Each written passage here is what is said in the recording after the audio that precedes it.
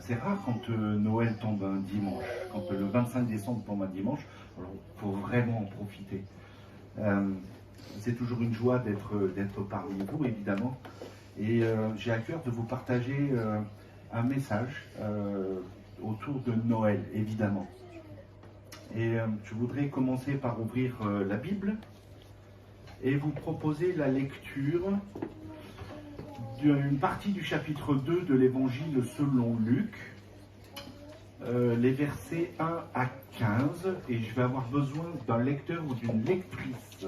Or, il arriva en ces jours-là qu'un décret fut rendu de la part de César Auguste, portant qu'il fut fait un recensement de toute la terre habitée.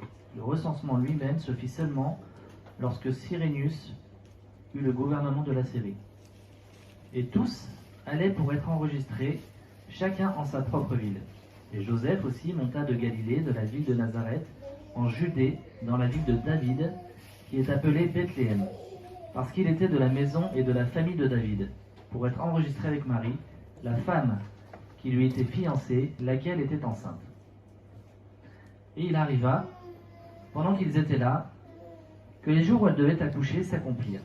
Et elle mit au monde son fils premier-né et l'emmaillota et le coucha dans la crèche, parce qu'il n'y avait pas de place pour eux dans l'hôtellerie. Et il y avait dans la même contrée des bergers, demeurant aux champs et gardant leurs troupeaux durant les veilles de la nuit. Et voici, un ange du Seigneur se trouva avec eux, et la gloire du Seigneur resplendit autour d'eux, et ils furent saisis d'une fort grande peur. Et l'ange leur dit : N'ayez point de peur, car voici, je vous annonce un grand sujet de joie, qui sera pour tout le peuple. Car aujourd'hui, dans la cité de David, vous est né un sauveur, qui est le Christ, le Seigneur. Et ceci en est le signe pour vous, c'est que vous trouverez un petit enfant emmailloté et couché dans une crèche. Et soudain, il y eut avec l'ange une multitude de l'armée céleste, louant Dieu, et disant : Gloire à Dieu dans les lieux très hauts, et sur la terre, paix et bon plaisir dans les hommes. Et il arriva, lorsque les anges s'en furent allés avec eux au ciel, que les bergers dirent entre eux : Allons donc jusqu'à Bethléem et voyons cette chose qui est arrivée, que le Seigneur nous a fait connaître. Dans cette deuxième partie de récit, au moment où les bergers sont là en train, en pleine nuit, dans les champs, ils sont en train de veiller sur le troupeau, probablement qu'ils devaient se cailler un peu parce qu'il fait froid la nuit, même en Israël, et probablement qu'ils discutaient peut-être entre eux pour essayer de ne pas s'endormir et de bien garder le troupeau. Et puis d'un coup, imaginez cette scène, et moi j'aurais aimé être là pour voir ça. Cette scène, ils sont là dans la nuit, il n'y a pas très peu de lumière, peut-être quelques veilleuses, quelques lampes à huile, et l'ange descend, resplendissant de gloire, probablement avec de la lumière qui éclaire toute la nuit, tout l'endroit où étaient les bergers, et cet ange vient annoncer l'arrivée du Christ, l'arrivée du Sauveur du monde. Imaginez ce qu'il a pu se passer dans les yeux, dans la tête des bergers, voyant cette apparition d'ange qui annonce une bonne nouvelle, un grand sujet de joie, qui annonce la naissance de celui qui va probablement donner un sens à leur vie, de celui qu'ils attendaient comme le Messie. Et en effet, c'est le Messie qui est arrivé, puisque Christ veut dire Messie. Incroyable, une scène extraordinaire. Si on avait pu être là, qu'est-ce que ça aurait été beau. Et puis en même temps, il y a plein d'anges qui descendent du ciel et qui font la fête, réellement, quoi. Ils chantent les louanges de Dieu, ils montent et ils descendent du ciel vers la terre, et réciproquement, c'est la fête. Et c'était peut-être la première fête de Noël, finalement. Et depuis, la fête de Noël a traversé les âges, puisque plus de 2000 ans plus tard, une partie de l'humanité fête Noël aujourd'hui. Alors après, il y a les décalages horaires, peu importe. Mais une partie de l'humanité fête Noël. Et une partie de la terre s'est préparée à cette fête de Noël depuis des semaines. Il suffit de regarder autour de vous. Les villes se sont décorées. Il y a des guirlandes de partout. Les magasins se sont décorés, du rouge, du blanc, des paquets cadeaux de partout. Même nos maisons, on les a décorées. On a fait quelque chose de très joyeux autour de cela.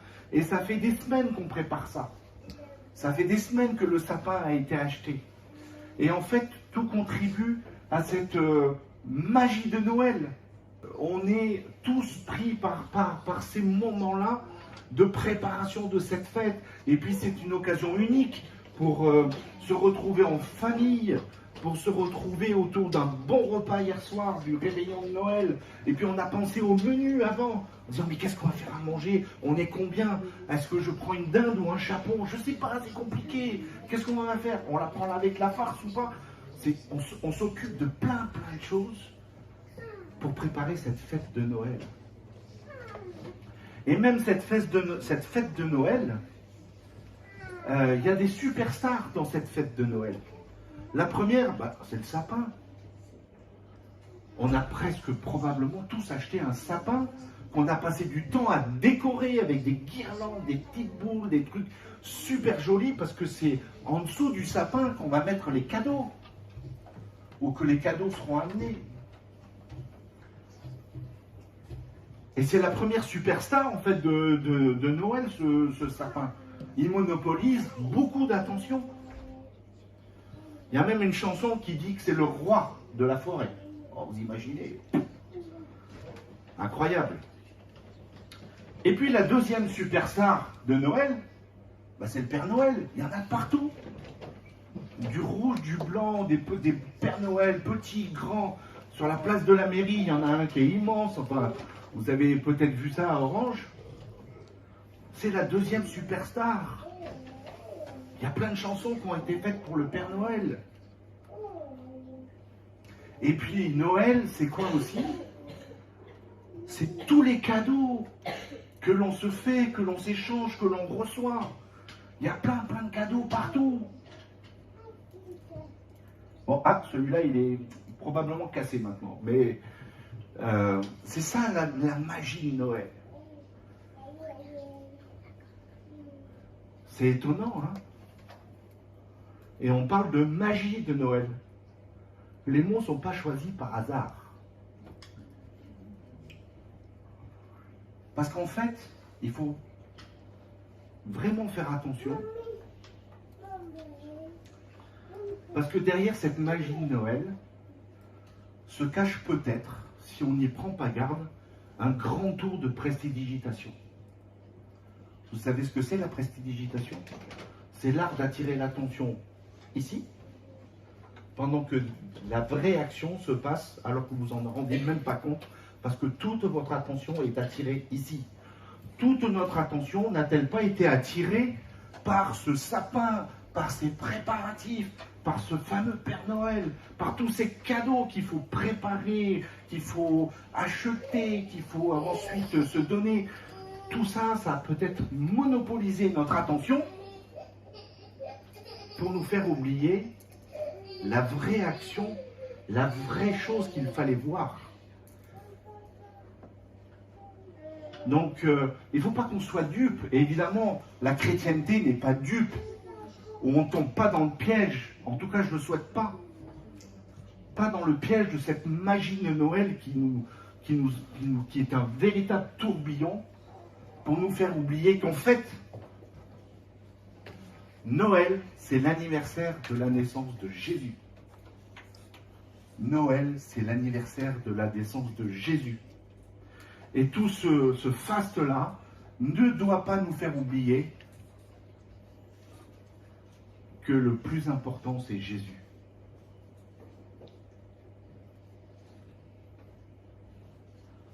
Que le plus important, c'est de se rappeler qu'il y a plus de 2000 ans, il y a un petit enfant qui est né, qui a été appelé Jésus. Et ce petit enfant, c'est le sauveur du monde. C'est le Messie. Et c'est ça Noël. C'est ça qu'il ne faut pas oublier. C'est pas que les cadeaux, c'est pas que les partages en famille qui sont... J'ai rien à dire contre ça, c'est très bien. Que c'est agréable, que ça fait du bien. Mais tout ça ne doit pas nous faire oublier que Noël, c'est l'anniversaire de la naissance de notre Seigneur.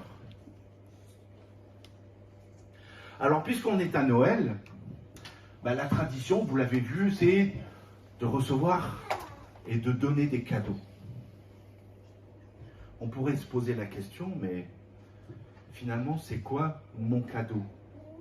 Et on pourrait même se poser la question en disant, mais c'est quoi le plus beau cadeau de Noël?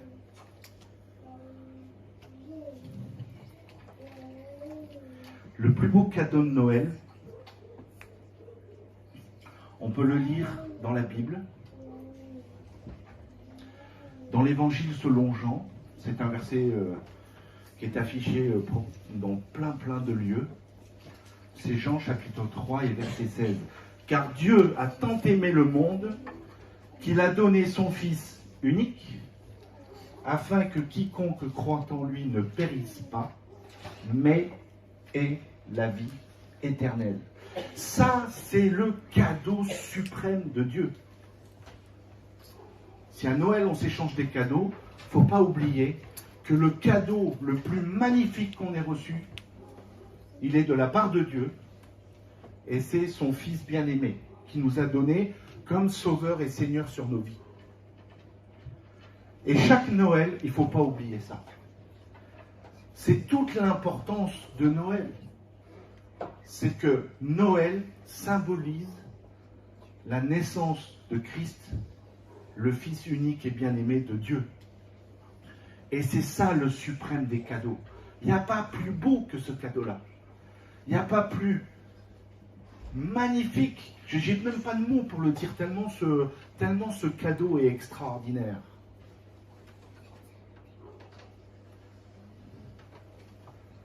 C'est bien de le réaliser.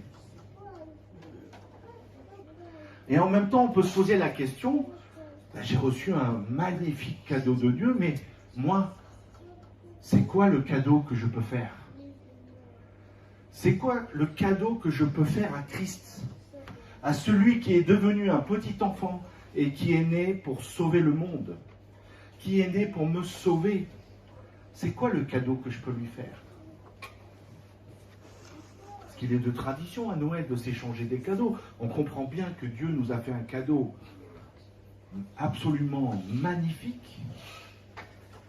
Et nous, qu'est-ce qu'on fait? On fait que recevoir ce cadeau? En disant, ouais, merci, c'est bien. Est-ce que ça s'arrête là? Eh bien non. Le plus beau cadeau que vous pouvez faire en retour,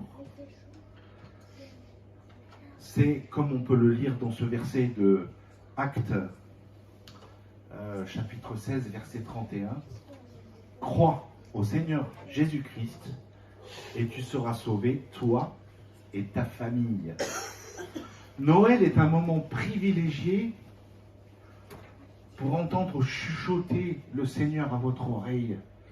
Est-ce que tu crois que je suis né comme un petit enfant? Est-ce que tu crois que je suis mort et ressuscité? Est-ce que tu crois que je suis le Fils de Dieu? Et est-ce que tu crois que je sauve tes péchés? Si on entend chuchoter cette petite voix dans notre oreille et qu'on répond oui, alors on fait le plus beau cadeau qu'on puisse faire à Jésus-Christ. Alors ces temps de Noël sont des temps de réjouissance, des temps de grande joie, de retrouvailles de famille, on s'amuse bien ensemble, mais c'est surtout l'anniversaire de la naissance de notre Sauveur et l'anniversaire où Dieu nous a fait un cadeau immense. Et en retour, la seule petite chose qu'on peut faire, et qui est pour Jésus quelque chose de merveilleux, c'est de dire oui, je crois. Alors je vous souhaite un joyeux Noël. Ce message est maintenant terminé. S'il vous a été utile, pensez à mettre un j'aime sur la chaîne YouTube Église Écho Orange et abonnez-vous. Merci.